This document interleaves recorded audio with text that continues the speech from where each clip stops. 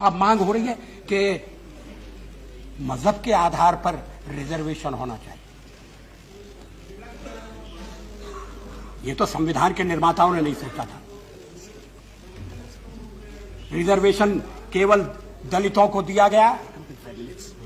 मैंने सारी constituent assembly की बहस पढ़ी है। हमारे सिख बंधुओं के संबंध में एक अपवाद किया गया था और उस समय के हमारे राष्ट्रीय नेताओं ने कहा था कि यह अपवाद जरूरी है क्योंकि पंजाब बट गया है और सिख अपने स्थान से वंचित हो गए हैं। और किसी के बारे में उन्होंने कभी कल्पना नहीं की थी कि मजहब बदलने के बाद भी रिजर्वेशन होना चाहिए। और अगर आर्थिक आधार पर रिजर्वेशन करना है तो फिर सबके लिए कर दीजिए, उसमें फिर सवर्ण भी आना चाहिए। गरीब ब्राह्मण ने क्या बिगाड़ा है?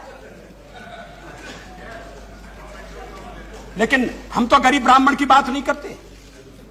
कर्नाटक में एक ब्राह्मण सम्मेलन हुआ था और मुझे कर्नाटक के एक विशेष नेता ने निमंत्रण दिया कि हम कर्नाटक में ब्राह्मण सम्मेलन कर रहे हैं, आप आइए।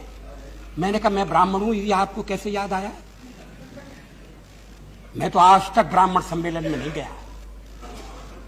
और मैंने उनसे कहा कि मैं हिंदू सम्मेलन में जाता हूं तो मेरी आलोचना होती है, आप तो ब्राह्मण सम्मेलन तक पहुंच गए। और अगर मैं ब्राह्मण सम्मेलन में जाना शुरू कर दूंगा तो कल कानिकुब्ज ब्राह्मण सम्मेलन में जाना पड़ेगा। और फिर कानिकुब्ज कितने बीघा के हैं, विश्वा के हैं, इसका विचार करना पड़ेगा।